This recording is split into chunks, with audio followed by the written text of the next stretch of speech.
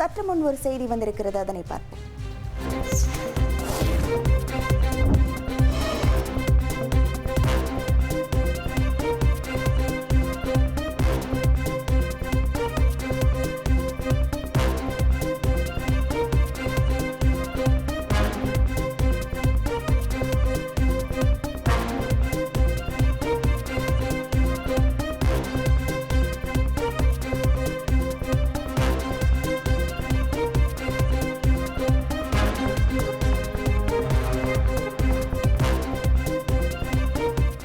அந்தமான் கடல் பகுதியில் இன்று காலையிலிருந்து அடுத்தடுத்து 3 முறை நிலநடுக்கமானது ஏற்பட்டிருக்கிறது.